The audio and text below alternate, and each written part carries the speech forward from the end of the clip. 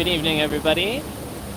It is a bright and sunny summer afternoon here in Morioka, Japan. I'm Devin, and I am the white guy in Japan. And today, we'll be walking around, show you guys where I live a little bit. This is Morioka Station right here. And let's see here. Doesn't matter too much.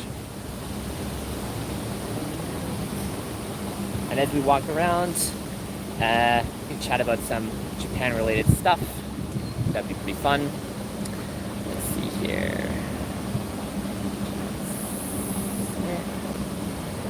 So let's go. We can walk this way.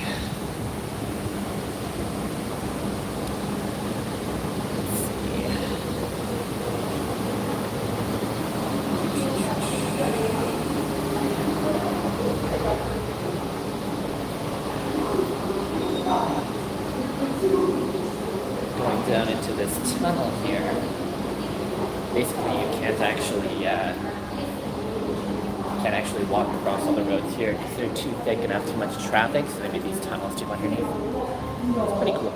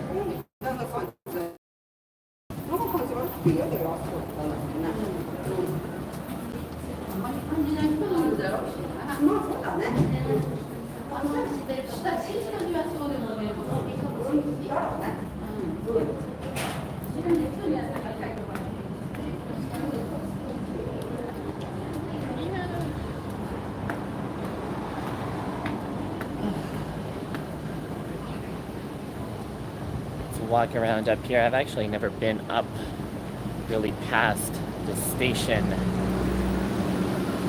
so today should be pretty fun. There's also a really fancy kind of trendy spot by the river I'll show you guys a little later, which I'm pretty excited about. Really like that spot. I'm actually filming on my new phone, which is a Samsung Galaxy S22 Ultra. It's kind of okay. You guys can sort of see around my head, which is nice, but it is also, a little too close. I wish the front lens was a little wider, but that's okay. Can't be helped.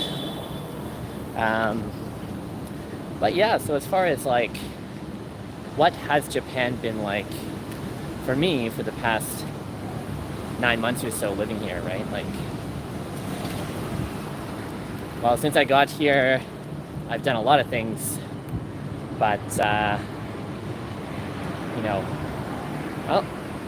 one person. Hello there. We are in Morioka right now, Morioka, Japan, walking around, talking Japan stuff.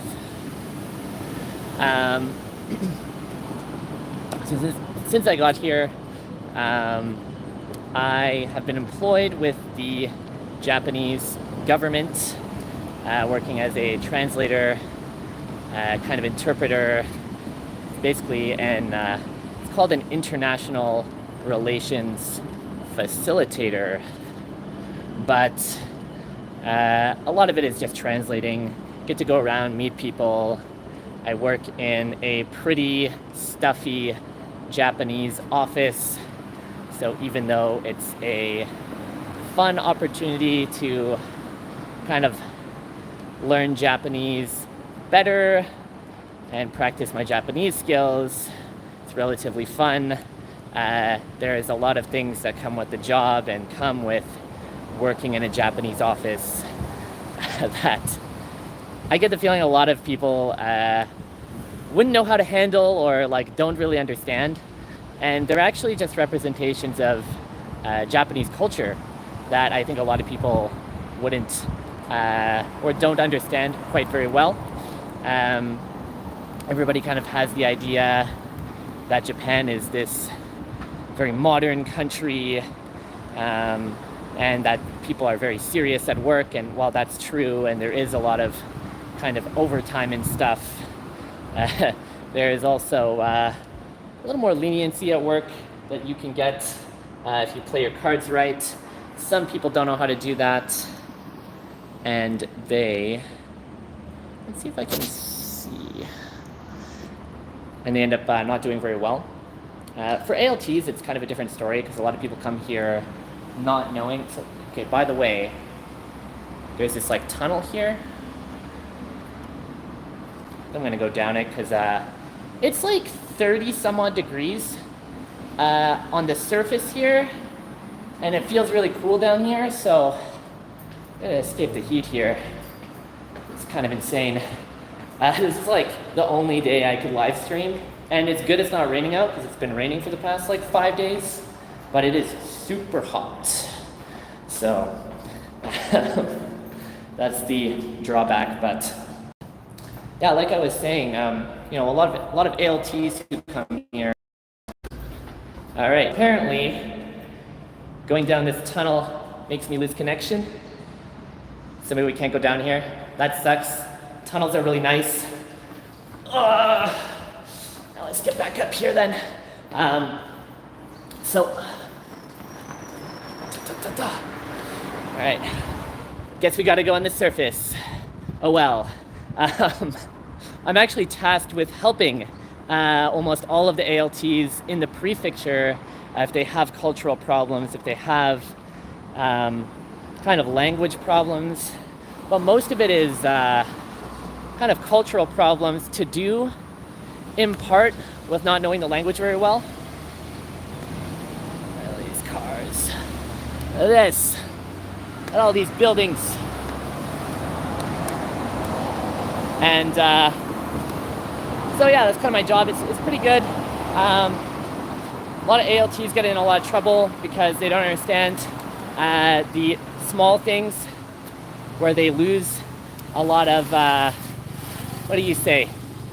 Social capital, I guess. Like a lot of people come in just on time to work every day, and abroad that's normal, but in Japan it's seen as being kind of lazy, and you know, you get a lot of leeway by being a foreigner here, which is actually nice, but the problem is people use that a little too much, and then wonder why people start disliking them. Essentially, there's a lot of small things that you can use, like coming to work 10 to 15 minutes before you start, you know, always wearing a proper suit, make sure it's not messed up, make sure you got the nice short hair. I actually used to have hair down to here, down to my waist actually, and I gave that up. Not specifically because I was coming to Japan, but it certainly helps. There's not a lot of merit to being like extremely individualistic at your job, and if you are, people might be pretty nice and understanding about it, but it also kind of just makes you like that gaijin person, that like foreigner person who's just working at the kensho, and like the more you kind of like force people to make accommodations for you in that way, like, oh well, he's a foreigner, he's not one of us, so we'll treat him differently, like that goes both ways, you know. This is bridge Kayumbashi. We'll be going down here in a sec probably. Actually maybe not. Let's cross. Let's cross. Get this light. You guys can see this cool bridge above. Probably walk this, heading to a trendy spot down by the river where all the young kids go. But yeah, as I was saying, you know, the fact that Japanese people will make exceptions for you is good, but in a world where everybody's kind of the same and exceptions aren't normally made, you're essentially just othering yourself. You're saying like, oh, I'm the exception to the rule. I'm not like you guys, therefore treat me differently. But they'll treat you differently, and then they just won't like be your friend, a lot of them, right? Like, if you make yourself really foreign, it's going to be really hard for Japanese people to kind of see you as, I don't know about an equal. I mean, equal is kind of the wrong term for it, but see you as somebody who they can relate with, I guess. And so being relatable is actually a very important skill when you're coming to Japan. And I think, you know, a lot of the J-vlogging industry doesn't really focus on that at all. Wow, these Japanese people. There you go. Oh, that's a cute bird. And that's kind of a problem. Like, so many people are kind of in this, they like Japan, they watch anime, they think Japan's like awesome. I really like anime, so I'm gonna come here and work for a year, see how it is. And you know, that actually kind of, it's great, because you know, Japan's getting a lot of publicity, and people are coming, and there can actually be those cultural exchanges, right? But a lot of those people might not be like super outgoing, right? They might be a little more introverted. They might not have a lot of kind of social nuance or skills even in their own countries. And you know what? When you come to Japan, like, I'm not gonna lie, like everything just gets harder. like if you thought it was hard living in your country, like maybe you don't like your life situation, chances are your life's gonna be more difficult. Not necessarily worse, I think it can be much better, but it's a lot more of like active work to try and make everything work out here, because everything's new, everything's different, and I just feel like that doesn't get talked about at all in the YouTube space. Like, everybody just does these like travel videos where, I don't know, like, oh yeah, this is like trendy Japan, or like, look at how many I don't know, like pairs of underwear we can find in this vending machine. Look how wacky and crazy Japan is. But like, when you actually try and live here, it can't be wacky and crazy Japan for you to live here. It just can't be, right? Like, you're living here. This is just a way of life for people, right? Like, stuff just gets normal really fast. And that's something I noticed, because you guys probably don't know too much about me, but I did a year abroad on foreign exchange when I was learning Japanese as my major. And for the first few months, like, I had this effect like, whoa, I'm in Japan. You get like a nice 3 months where it feels like you're in like, I don't know, like a Studio Ghibli kind of like setting. You feel really hyped about everything because everything's super like new and different, which is actually part of like a culture shock cycle, which eventually happens to people. But yeah, like, but now, like, you know, everything's like very normal to me. And it just kind of feels like, you know, sometimes I kind of forget I'm living in Japan, even if I'm, you know, speaking Japanese every day, just because even me still, like, I still have that idea of what Japan was to me, like when I didn't know too much about it, because I used to be that guy I'm talking about. Like, I didn't know that much about Japan, and I learned the language, and I came here and I had to learn about it. And so I totally get it. I get where a lot of people are coming from, and that's why I think it's a problem, because you see a lot of people who come here and they're like, oh man, you know, I'm coming here for a year and I don't speak any Japanese, which, by the way, it's going to take you so much effort to learn Japanese. So if anybody ever like wants to come to Japan, please learn some Japanese before you come. I mean, it's not technically necessary, but like, is it technically necessary to know what's going on around you? No, I guess. But it's also pretty important if you want to like live a real life here. Like, you know, like your coworkers could be saying stuff about you don't know. Like there's got like, you know, reading signs is kind of tough here too because the kanji and stuff takes a long time. And I'm by no means perfect either, right? But you know, I know people who came here with no Japanese and they're trying to balance like traveling Japan on like all these crazy trips that they wanted to go on because, you know, maybe they just saved up like $20,000 and they're just like traveling the country every weekend. And they're trying to balance that with like learning Japanese and like working a job, right? And it's like, you know, traveling to a different place every week, that takes like a lot of effort.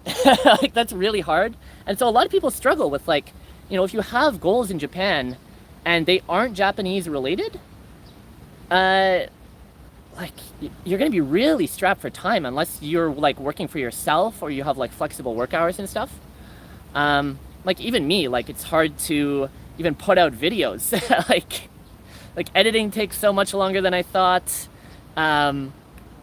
You know, like so much stuff just ends up piling up. You know, sometimes you don't work at like regular intervals anymore. You end up working on the weekends and then you have to like take time off. And I just can't imagine like, yeah, sure, coming to Japan is like the most like effective way to learn Japanese. And it would probably be the best if you came here and didn't have to work. Because like, you know, chances are if you're coming here and you're not learning Japanese, you're gonna work as an ALT and nobody's gonna like, I don't know, people just don't speak to you in Japanese that often if you're an ALT. That's what I've heard from like most of my friends. They don't really need to use the language that much. And that's one of the more important things. It's like, well, if you're coming to Japan and you're not using the language and maybe you don't have like Japanese friends. Oh, hey Jasmine. Yo, how's it going, guys? How's it going? I just saw your chats. Thanks for tuning in. It's my first live stream.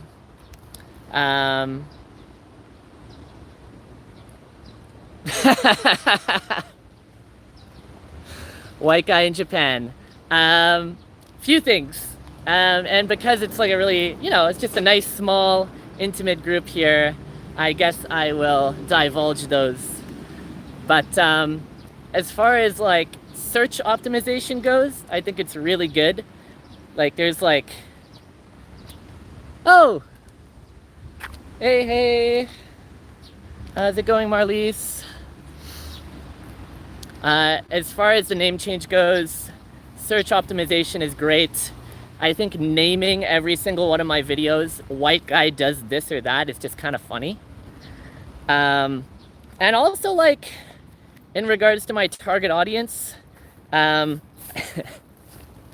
plan to make more content in the future about how to like actually live in Japan and make friends and this or that. And like, I noticed the people who have the most problems doing that tend to be like white dudes from America or Canada or, you know, and also I'm white. So I, you know, it's kind of like a branding change. Nobody knows what a kiwami is, which is kind of unfortunate because I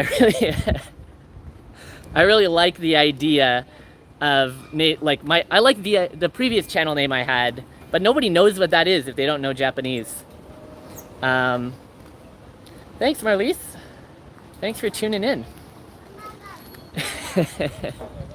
Yeah, but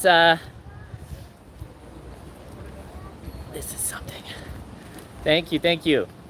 But yeah, you know, I'm still going to be doing lots of Kiwami things. For those who don't know Kiwami, extreme things. My old channel was Kiwami J-Vlog. I wanted to do extreme things. I'm actually in the middle of editing. I'm almost done editing a over 100 kilometer bike trip in one day through the Japanese, there's like a Japanese Alps mountain range right next to my city. It was like, you know, really crazy, and I almost didn't even make it. But I managed to get a lot of content for it, and that video is going to be coming out, I think, next week. I'm planning on going to Shibuya for Halloween. I will probably, no, I have a crazy challenge I'm going to be doing for that. But I don't want to tell that right now because we're just getting into July, guys. But what I will say is I will be doing live streams every single month. And, you know, this is going to be kind of like the June, July one. In September, I'll be going to Kyoto. So hopefully the borders stay shut so I can experience Kyoto and all of its glory. Without a ton of foreigners in the way. I mean, I don't really care that much, but like it would be nice because as soon as the borders open, you're never gonna get that experience ever again. Kyoto, everybody goes to Kyoto all the time. So I'm looking forward to doing that. And then yeah, in October, I'm gonna be live streaming from downtown Tokyo in Shibuya. Be the first time there's a actual Halloween party that didn't get canceled for the past 2 years. There's going to be tons and tons and tons of people there. It's bound to be really fun. So I'm really excited for that. And yeah, you know, enjoying my life as much as I can. I'm really fortunate because my house is a cool bridge here. Well, actually, let me show you guys. Thanks, man. Thank you, Jessel. Thanks for following me this whole time, man. It means a lot. This is the typical Morioka view here. This is the view everybody likes. Got the nice river. Got some nice flowers in bloom. This over here is actually Mount Iwate, the giant mountain. I'm gonna be trying to climb that, I think next month. Little worried though, because it's really tall, and you know, got to make sure the weather's good and stuff. I tend to do things without really thinking them through that much, and I'm always really surprised by how hard things are, which is basically the whole plot line of my bike trip, which will be fun. But yeah, I'm really stoked so many people joined for the live stream. I thought I was going to be streaming to 0 people today, so thank you all for coming. I appreciate every one of you, especially some of my friends who followed me. Yeah, man. Yeah, number one goal in Japan is not dying, and then everything else is kind of secondary. Well, number one goal is not dying, and then like number 2 goal, getting that sick content, you know? But actually, I'll give you guys a little bit of insight into why I originally named my channel. You guys can't really see me. Why I really originally named my channel Kiwami J Vlog is, yeah, hey, respect for the mountain.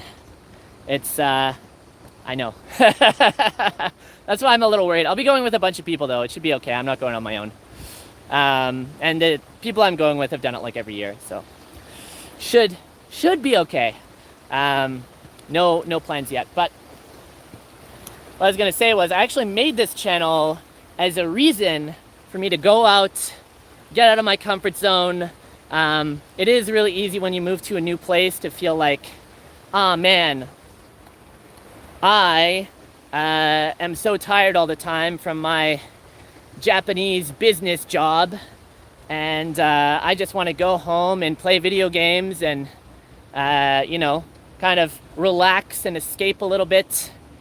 But I found that, well, so initially I wanted to make my channel Kiwami J Vlog to kind of force me to go out and try and do extreme things.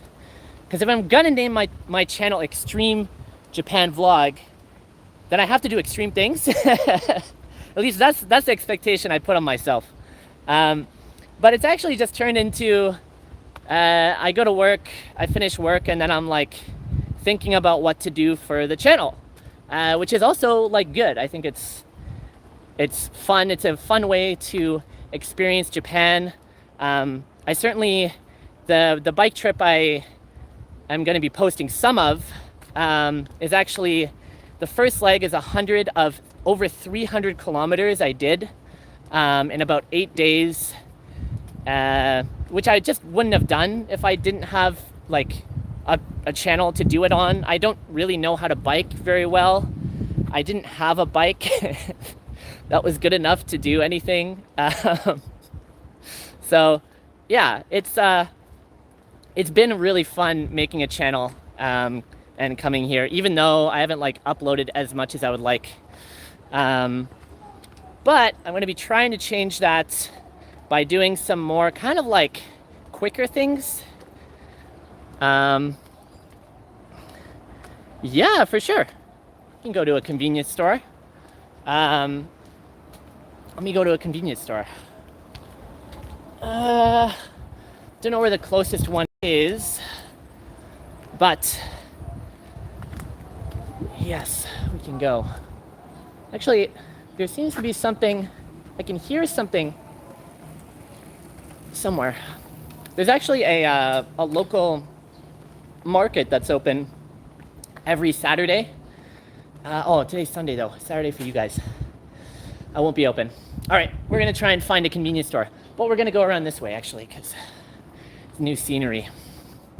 Yeah, convenience stores are bomb. They are like top 2, top 3 things in Japan. You know, you don't even need to visit a grocery store ever if you don't want to. Convenience stores got it all, and things are still relatively cheap. I heard that prices all around, like, you know, Canada, America have been going up a ton for like fruits and vegetables and meat and stuff. In Japan, it's been going up a little bit, but it's still relatively cheap. When we go to the convenience store, I can kind of show you guys what the prices are. I know, Jessel, you were also in Kyoto as well during your exchange, but the prices have gone up since then. Let me say that. That's so sweaty. It's like 33 degrees out right now, so you'll forgive me if I'm sweating profusely. Let's see, chat. ABC stores in Hawaii.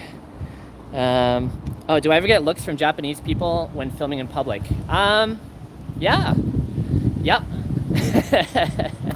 I also get looks from people when I used to make these little... I used to make vlogs kind of like this, just like walking and talking to myself. Oop.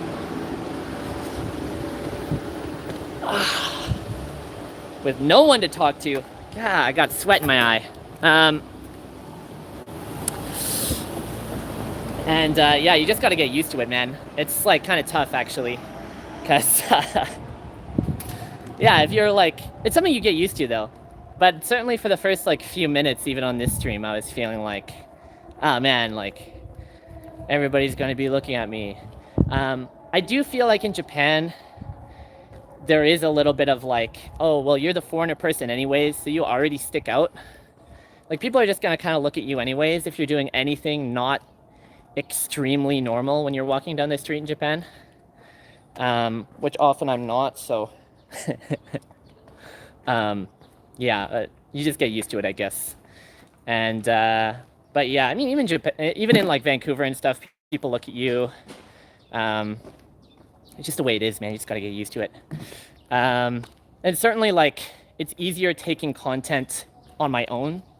The thing I didn't think about too much until I started doing it, I don't mind like walking down a street and taking content like this, even if there's people or whatever. What I do kind of mind is like making a video with somebody because it feels awkward to be like, oh, I didn't get that take proper. Like, let me redo the take. Oh, can you like stand here for 2 minutes while I take B-roll? Like, oh, you know, just like making people wait for you essentially when they're doing something with you, just because like you want to vlog it or like something like that. It just feels like it sucks. So as much as I want to like bring more people into my vlogs, I'm looking for the right person to bring in. I think I found somebody though, so in the coming videos, maybe after the bike trip, you should be able to see somebody else. Some of the vlogs, but I don't want to pick just anybody either, you know? Just because it's kind of a pain for them and they got to be kind of doing the same kind of YouTube gig in order to understand it. But yeah, one sec.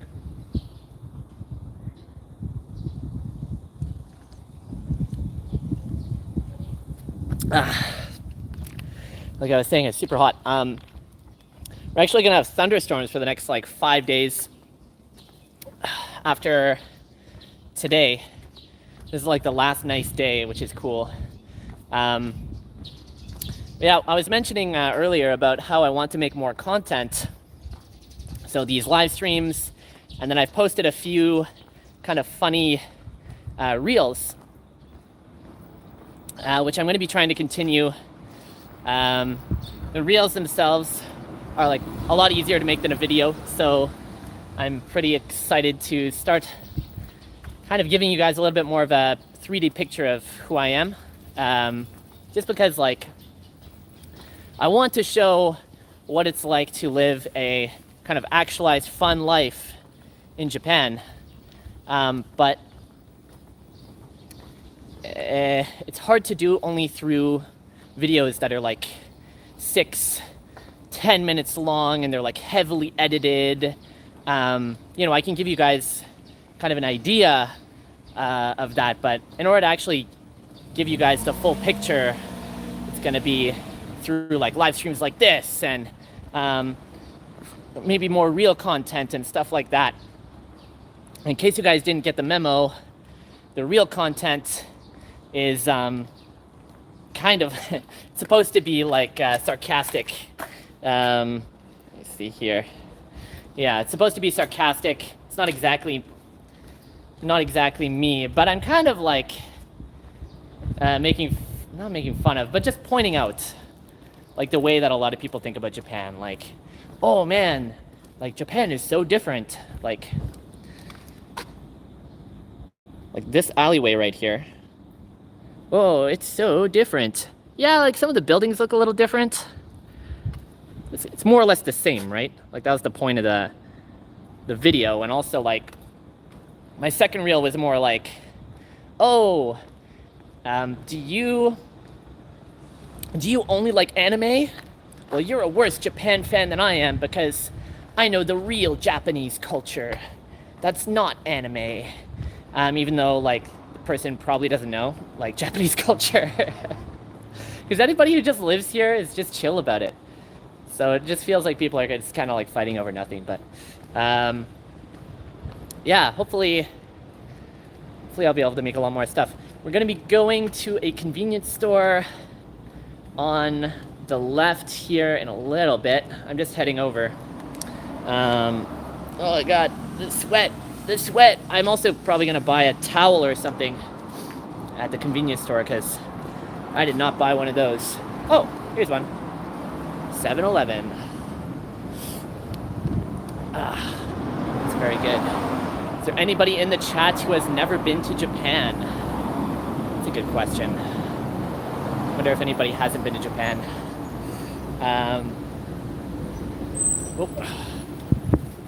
But yeah, in order of like kind of things I want to get done for the channel, I also want to start releasing some content for like helping people live in Japan, in addition to my other stuff. I've been kind of worried about like maybe just like posting too many unrelated videos about stuff. So like, yeah, if I have kind of like funny videos, that's cool, like on my reels, and then I have more like me traveling around Japan videos that are like serious, and then I'll make some like videos about how to live in Japan that are serious and kind of like probably just me talking to a screen or something, and then I'll have some videos of me talking about like a Japanese topic, like maybe like beetles or like Japanese insects. Give me one sec, guys. I gotta put on my mask. Oh, and by the way, summer just so happens to be the season of insects in Japan. So yesterday, I actually went out to go see some fireflies out in like some forest. I was with my friends, and I tried getting some video, but it's pretty hard to capture, just because it gets like dark, and they're only lighting up for just a minute or two. But let's go into the Konbini. I'm gonna switch to Konbini mode so you guys can see everything. Let's see. There we go. Yep.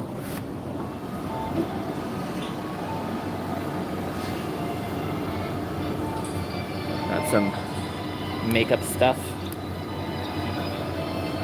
It's like the Mint Halls corner here. Gummies. Got some more like snack stuff. This is like one of the better snacks. Black Sunda. It's also got a pretty cool name. They're like super cheap. They're like 30 cents. Oh yeah, that's what I wanted to show you guys too. The prices of stuff. Like, so convenience stores are a little bit overpriced compared to other stuff. But this is like, you know, about $1.15 or something in Canadian. So pretty cheap. And you know, if you're an American, everything is super cheap for you guys right now. Most of these would cost you less than $1, which in Canada is just impossible. Also alcohol for people. Polar bear ice cream in a cup. I will look for that. What? Yo, they have wine? They have wine here for like $5. Allegedly it's from Spain. Insane. Probably can't be very good, but like $5 wine? That's insane.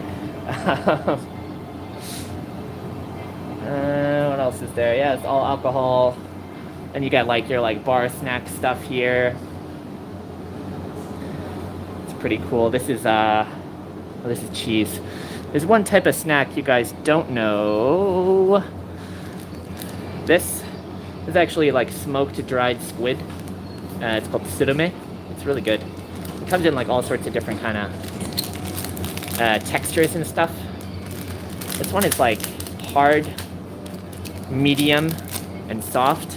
I don't know. I like the hard stuff because I don't like to feel like I'm biting down on like legit squid. All these nuts and stuff.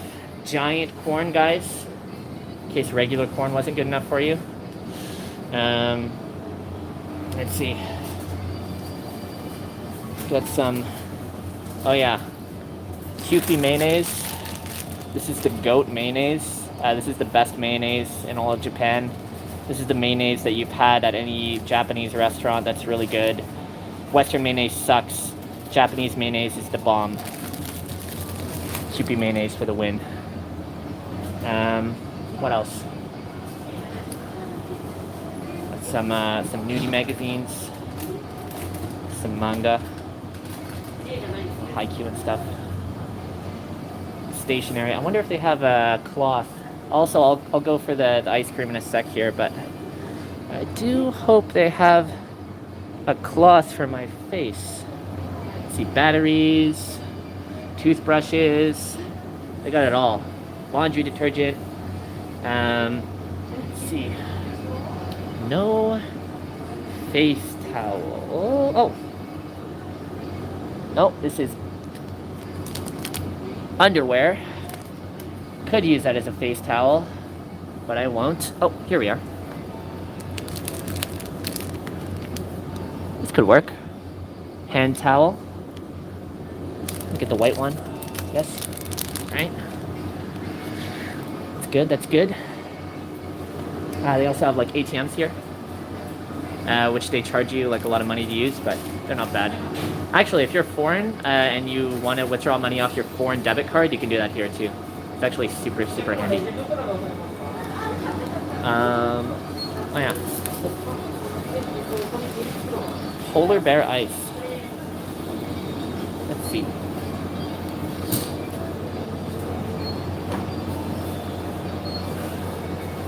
Oh yeah, Black Sunda again. These guys have been expanding into ice cream. Polar ice.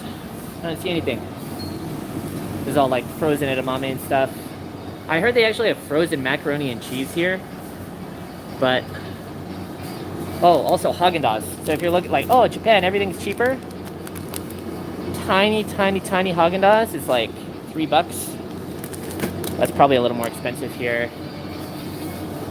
Yeah, I don't really have the best selection, but like Coolish is like a really famous Japanese ice cream brand. I haven't tried it myself, to be honest. I'm not like too much of an ice cream guy. But let's go back to me vision. I'm gonna buy this hankachi. Give me a sec.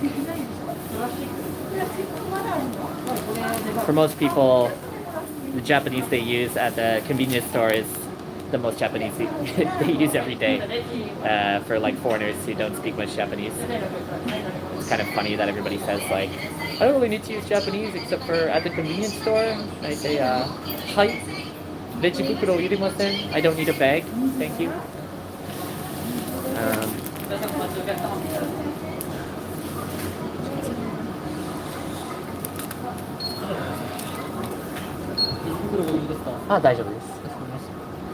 Told you guys. ごめん。もう持ってた。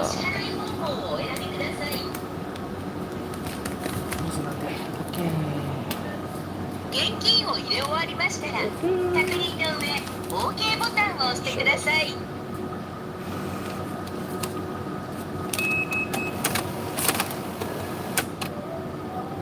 Put your money in here. Press the OK button. お釣りとレシートをお受け取りください。お取り忘れにご注意ください。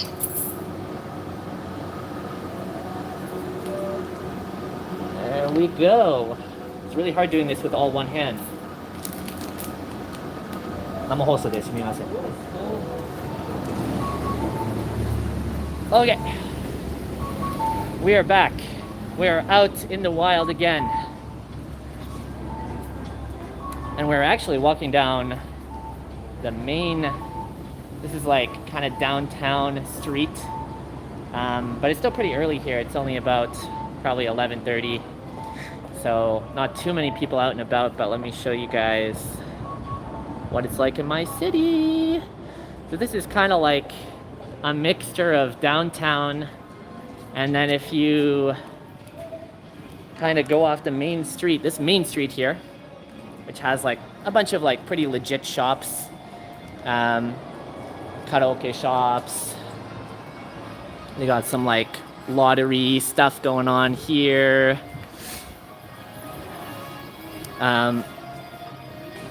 But then going off to the sides, there's actually like red light district, like one block off to the side,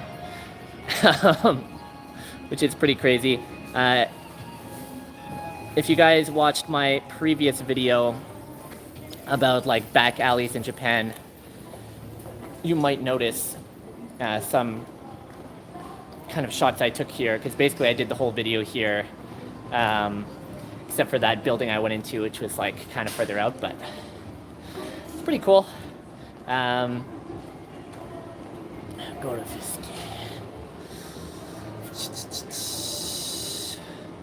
more karaoke. Probably like, again, top 3 things to do in Japan. Again, karaoke I really like, and just something that like everybody does all the time. But yeah, let's walk down one of these more red light district-y areas for fun. while I chat. Let's see here. Yeah, and like doing this is kind of like me making a channel about being like doing fun stuff and being outgoing and like being socially good in Japan and stuff is kind of like an oxymoron. Like it's a little bit it's kind of one of the most foreigner things I could be doing. I'm aware of that, but take it from me, like if you guys know who I am like in person, you know that I'm a pretty like outgoing dude and I'm kind of weird. And let me just say, if I can make it in a traditional kind of like Japanese office, you guys can all make it if you just find the right place, because you know there's going to be some places that are bad or really hard to work in or whatever. Look at this, King Kong.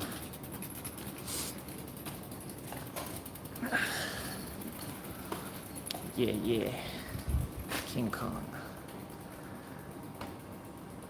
Thanks, Kainara. Yeah, and like I have no problems at work at all. Not to say that my working environment is like they're not all like really foreigner friendly or anything. But if you know what you're doing, you can really go pretty far. Like something I was kind of laughing at a while ago was when I was first coming here on the JET program, people were like, oh, everybody says you need to bring omiyage, like you need to bring gifts to people when you first get there, just as like a token kind of thing, because that's the culture here, is you bring some gifts for people. Ooh, Morioka night information. What could it be? Got Chabakura here, which is some girl you pay to talk to you and like call you funny, say you're funny and stuff.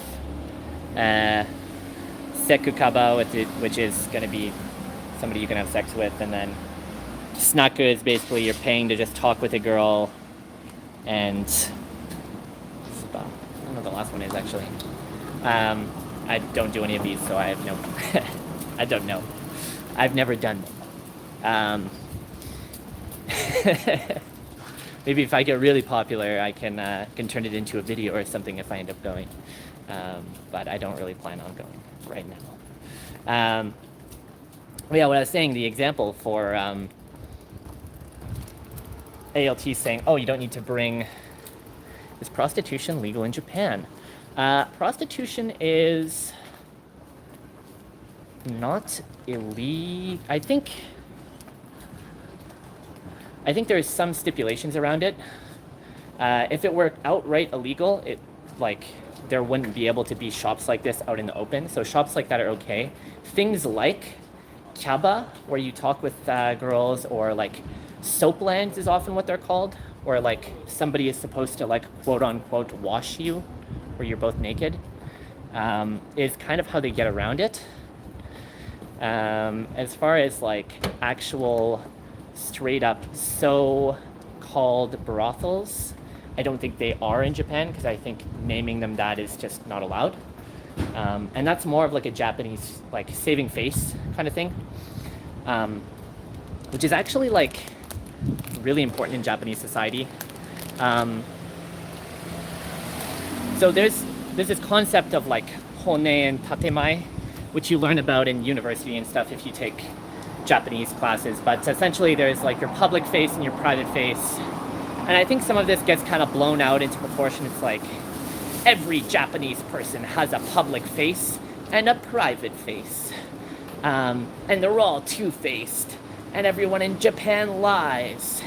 And like, you know, blah, blah, blah, blah, blah. There's kind of like an unspoken rule. And this actually happened more when COVID was happening, when I just like first came here. COVID was still like a huge deal, and everybody, if you were to talk to anybody and ask them if they went out ever, to any restaurant and ever, people would outright deny it no matter what they did. Even if they went out to, even if they were like the coolest guy in the office, or like they were known for like going out and drinking a lot, they would just flat deny it all the time. And that's because it's expected. And also nobody would ever ask you that. That's the second layer is don't ask, don't tell. It's like, if you get asked that in the first place, it's pretty sus, and it's normally going to be by somebody who doesn't get it. You know, people are more or less allowed to do whatever they want in Japan, as long as you keep proper optics for doing so. So, you know, this like whole YouTube channel gig I'm doing is not, it wouldn't be great if I told my show about it. Yo, Aaron, how's it going, man? It wouldn't be great if I like told my boss that like, oh yeah, I'm going out, I'm doing vlogs, because like, then if Shizucho knows, if I outright tell him, say if he finds out on his own, if my boss finds out on his own, he probably won't tell me and won't tell anybody, so that he doesn't have to be responsible if I like do something crazy. He can just like turn a blind eye to it. That kind of culture is actually like most of Japanese culture. Doing things for optics, not going out of your way to like broadcast the fact that you're doing something bad. Like, that's kind of why everybody wears masks here still. That's something that a lot of people don't understand. Masks in Japan are not they're not like a virus.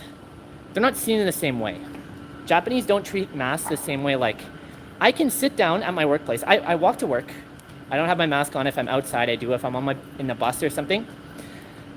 As soon as I get into work, keep the mask on, sit down, you're allowed to take the mask off. And you can just sit down without a mask for like however long you want. As long as you have your mask like here. And there's lots of people who do it. There's some people who don't do it, but nobody will bother you about it. Because in Japan, things are ruled more or less on like consensus. So there's not a lot of hard rules in Japan because the government actually can't force people to do a lot of things. Because after World War II, they got a lot of that power taken away from them. But what they can do is there's like a very hard, kind of not oppressive, but like really heavy societal expectation for people to act in a certain kind of way. And if you don't act that way, people are very polite, and actually Japanese people are quite forgiving, and for the most part, they won't mention it. If it's something that they're forced to mention, aka it was something that like they saw you do, that everybody else saw they saw them seeing you do, that's when it's like bad, you know? It's like really meta, but essentially people are actually really free here in Japan. A lot of the like a lot of what goes on is not publicly broadcast to people. So yeah, it's kind of a different kind of thing here, but I think it's pretty interesting, and it's something that because it's all not spoken about, because it's all kind of kept under wraps, and like you'd notice it if it was like something active, like somebody was like speaking about something on purpose, but because it's the absence of speaking about something, it's something that almost no foreigners pick up on. And so yeah, it's really interesting, and it's actually probably one of the hardest things for foreigners to get and recognize. Like the only people you would find like really caring if you were wearing a mask like me was a foreigner who like just came to Japan, who really likes Japan. Like there was a girl who just moved here from Brazil a few days ago, and I took my mask off like right as I was sitting down, me and a few other people, and she's like, "What are you doing? You need to keep your mask on." It's like, she doesn't get it yet. But yeah, that's that's how things go here in Japan. So yeah, just in that same vein, like you have all these like red light areas, all these snack bars, and they're not exactly explicitly named as such to save face, but they are that. And actually, in this area, there's a pretty nice love hotel. We can just go check out real quick if you guys are curious, because why not? And it's funny because this is like downtown Morioka right here. This is like nice hotel. This is like nice restaurants. This is actually called Eiga Kandori, so it's like movie theater street. Morioka is really famous for movie theater stuff. And so this is like one of the main streets. Got a bunch of like shopping places. We have this giant shopping mall here. I'll show you guys something real quick. This, let's walk this. All right. This big mall place is actually like a 7-8 floor shopping mall, and in the basement there's like tons and tons of cool local stuff, which doesn't sound cool if you haven't been here, but is very cool. I might actually show you guys that today, maybe today. Probably just gonna stream for another, I don't know, maybe half an hour or so. It is hot after all. Also something you guys wouldn't know, I guess. So like, there's just these, they're called scrambles, and they're like everywhere in Japan, or at least they're everywhere in Morioka. They don't need to be here because we're not really a big city, and they're really annoying. I should have just crossed there, but that's okay.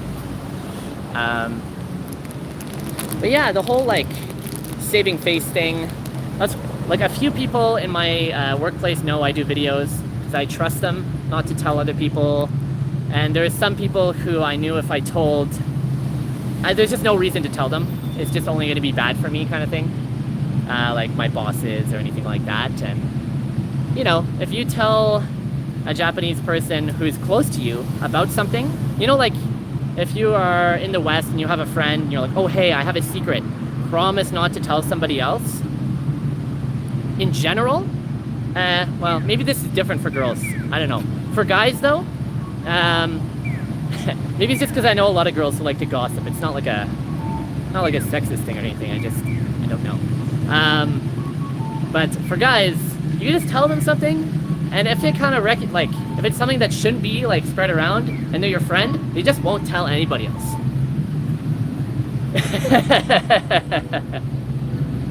Yeah. I know, Jasmine. Yeah. But yeah, for guys, like we place a lot of value of keeping things on the down low. There's a lot of Japanese guys who like go around doing kind of shady stuff. You know, I know some people in the JET program, at least, even in the JET program, we like go down and do like snack bar stuff or this or that. Like, that's their business. You know, you got to keep that a secret. You got to keep it safe. For somebody who likes posting so much and streaming so much, maybe not streaming, I'm just streaming now, but like, I really like my privacy. So I really like that about Japan. People leave you alone, which is cool. And I feel like a lot of people, when they get here, they think like, oh man, Japan is so storied and everybody has so much honor, and I don't want to step on any toes. And I think you're better off doing that than being like, oh, Japan is like this special kind of like, I don't know, like putting Japan on a pedestal as being, well, what am I saying? If you put Japan on a pedestal, you're better off than people who don't. But you're still not better off than people who do neither. If you, oh, this, by the way, let me show you guys. This is a love hotel. Hotel Corazon. It's very inconspicuous, and it's actually just right off the main road. And this is a good example between this and like the red light districts being like pretty much downtown. Just a great example. One second. Yamazaki Pan. Yeah. It's just a great example of how much things are just kind of not talked about, you know. If everybody was talking about these like love hotels, then they wouldn't be exactly downtown. They'd have to be in less conspicuous spots, I think. But as you can see, like nobody's here right now. It'd be weird if people are going to a love hotel at noon, I think. Well, it's a Sunday. There's some people who probably like want to have some fun, I guess, but it's not normal. Certainly not normal, so. Another good example, but what I was trying to talk about with foreigners, there's a certain subsection of foreigners, and I also fall into this bucket a little bit, who like when I got to Japan first, I'm like, all right, I'm not gonna be Devin anymore. Cause like regular Devin is too much for Japan. And so I spent a lot of time kind of, you know, I mean, there's certain rules you still have to abide by, like don't talk on the trains, like, you know, try not to inconvenience other people. But all the rules about like, oh no, I can't walk while I eat, or like, oh, I don't know. There's some things you should do for optics. So like in Japan, nobody's like, jaywalking is frowned upon a lot. You can't jaywalk if there's other people around, especially if you're a foreigner, because it's really bad for your optics. Like I already stand out enough, man. You know, you like it or not, you are sort of a representative of your like race here.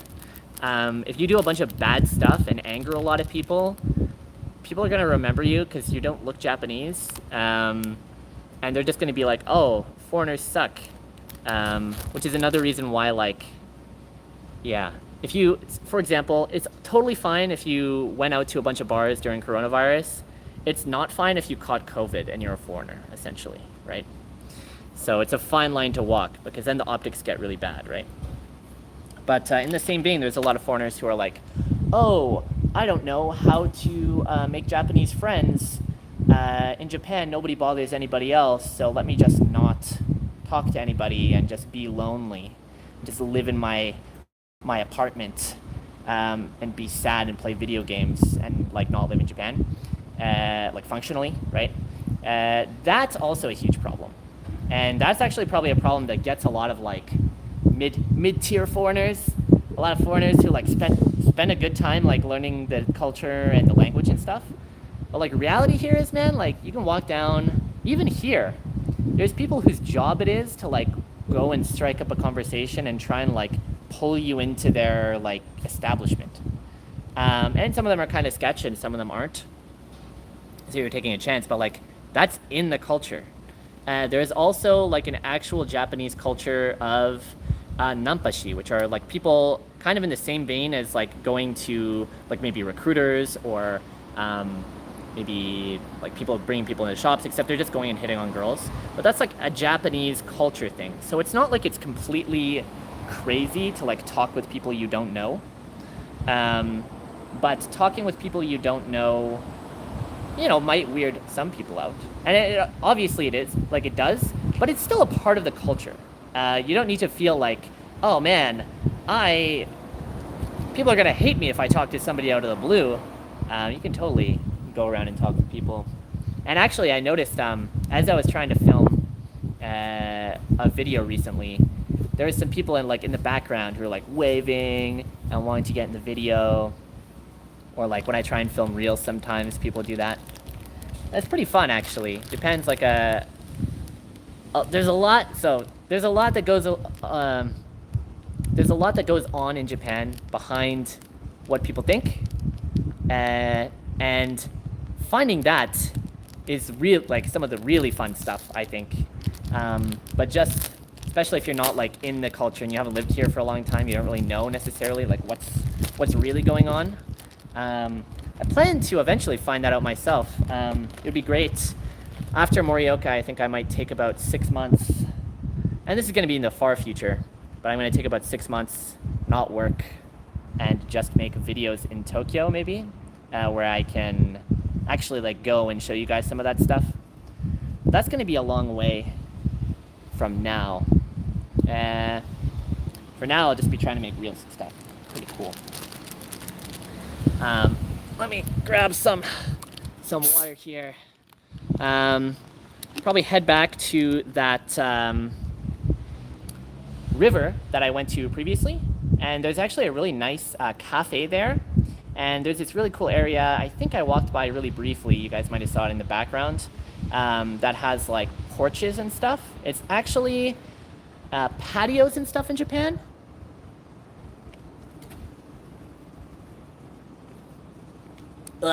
Patios in Japan are actually like really rare because just space-wise, patios just don't really work in Japan.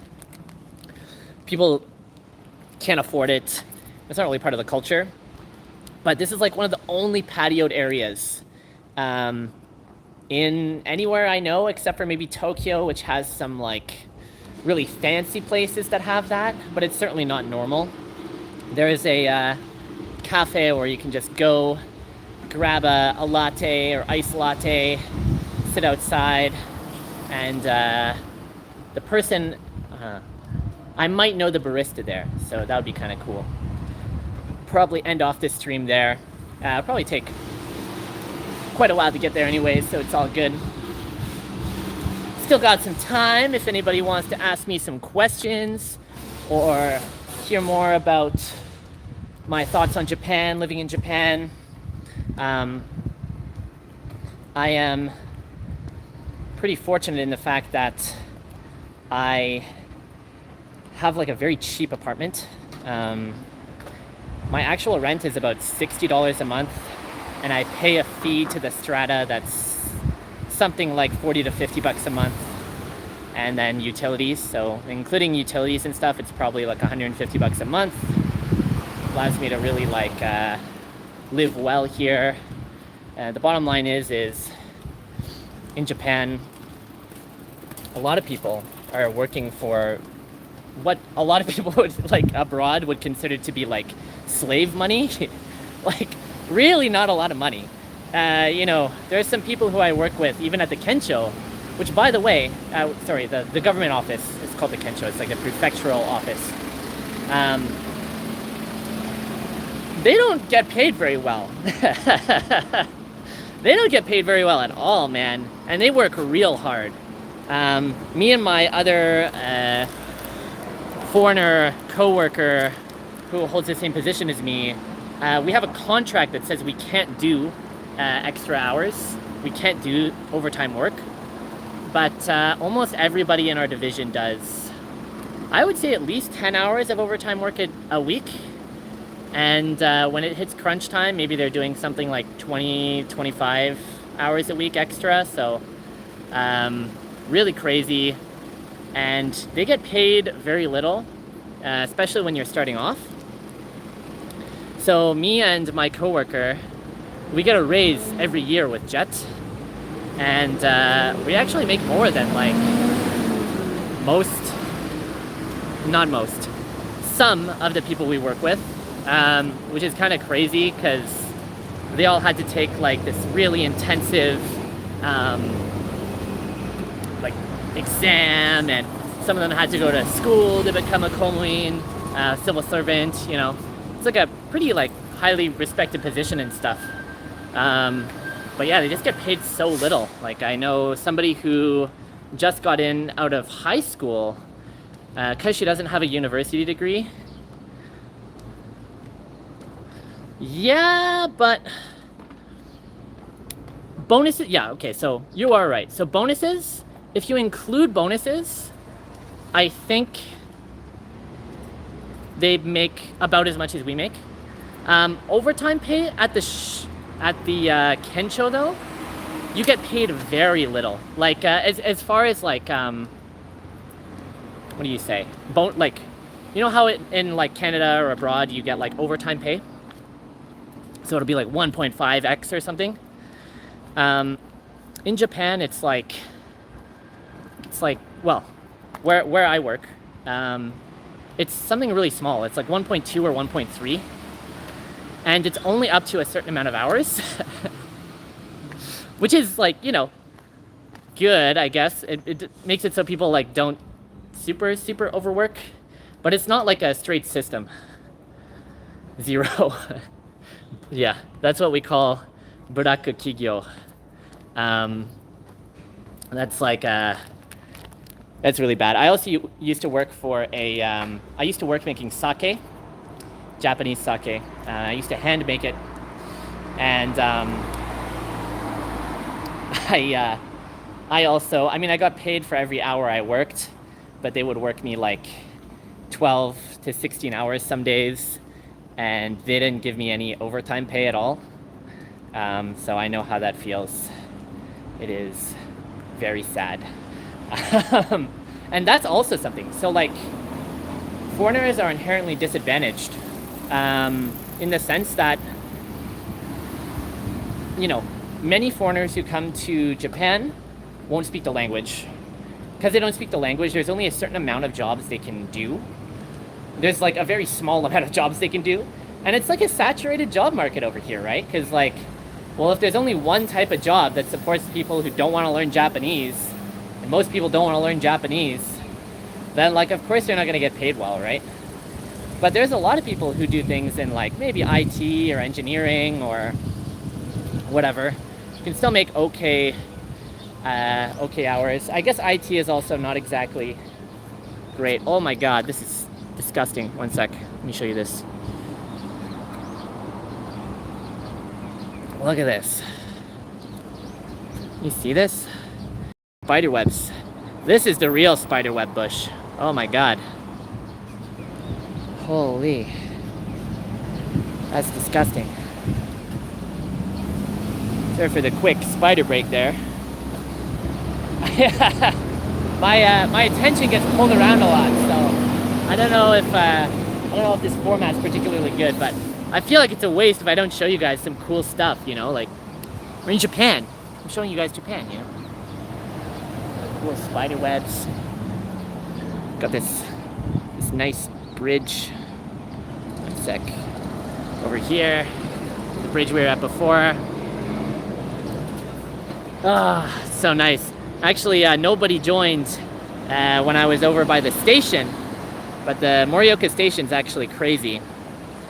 And yeah. But anyways, job situation, it's not ideal for a lot of foreigners. But if you work hard enough, you can get a good job. If you really want it, you can do it. I did it. I'm a foreigner. You know, I'm not Asian or anything. I didn't have any advantages learning the language. I just spent like a ridiculous amount of time learning the language. I wasn't very fast at it either. You know, and you can live like a pretty reasonable life here if you put in the time. But nobody wants to talk about that in regular J-vlogging society. Nobody wants to bring that up. Everybody just wants to say like, oh, Japanese people are racist, or oh, Japanese people overwork me because I'm foreign. It's like, yeah, but like if you go anywhere else in the world, if you're working like as a foreigner in another place, if you're like quote unquote like immigrant worker or like foreign worker, there's people getting exploited everywhere, right? Like in Canada, you know, America, everywhere. Like all the first world countries. Most countries are exploiting people. So I don't think it's good. I'm not explaining away stuff. You know, it's bad. I agree it's bad, but like, you gotta just make sure you're not one of those people, because that just happens to a lot of people who move anywhere from a foreign country, right? That's kind of the trade-off, and it's not ideal, but it's also not racism. I would say that. We're getting close to the promised land. We are almost at the cafe. I wonder if there's going to be a line. Let's see. Also, it's like really nice. I get to focus on this camera. I can completely ignore everybody else around me looking at me. It's actually a lot easier than making videos to nobody. Like walking around like this, making a video, you feel pretty self-conscious, but it's a live stream, it's not too bad. All right. Almost there, almost there. I'm gonna show you guys. I already showed you guys this spot earlier, but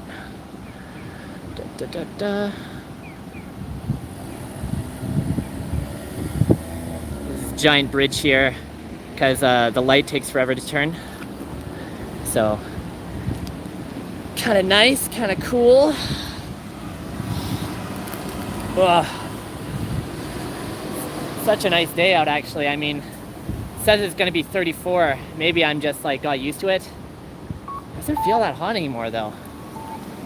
Hear that like there's been a lot of if anybody's from Vancouver, sound off if you know how things have been over there weather-wise. I heard it's been pretty rough. But anyways, oh, let's use the bridge then if we're gonna go. Yeah, Kipushi. Oh, it's Amanda. Hey, Amanda. Oh. Sorry for... I didn't know it was you. I would have just deferred to you. Because Amanda knows way more about Japanese culture than I do. Yeah, I'm heading to Kipushi. I'm gonna go get a latte. Probably end the stream. Been walking around for quite a bit, and even though I put on quite a bit of sunscreen, I'm a little bit worried I'm going to be burning because I am too white to be out here. Also, I don't know if this comes off on the camera. You see this tan line? This is like a burn line. Maybe you can't see it very well. It's a burn line for me, like not putting sunscreen on one part of my neck the other day, so I'm kind of paranoid now. But all right, here we go. This is it. Kipushi is the best. Yeah. Nice cafe. Just got some. I can chill in the shade here. Would be better. Be good. And got a mask on. All right.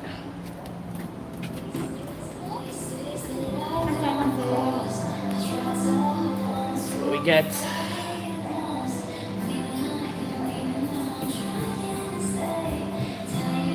menu looks like. で僕はアイスラテ。アイスラテ。はい。お砂糖はどうされますか？あ、大丈夫です。はい。なしで。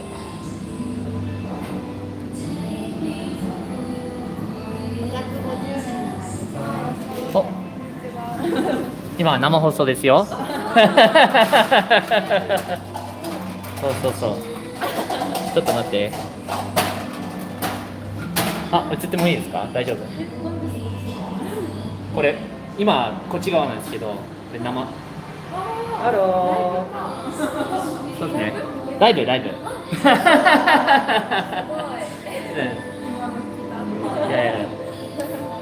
Yeah. That's somebody I know from the cafe I come here quite often, so pretty good. Yes. Anyways, guys, I'm going to enjoy my latte right now, so I will probably end the stream here, and I will talk to you guys next time. Thanks all for tuning in. White Guy in Japan. Peace out.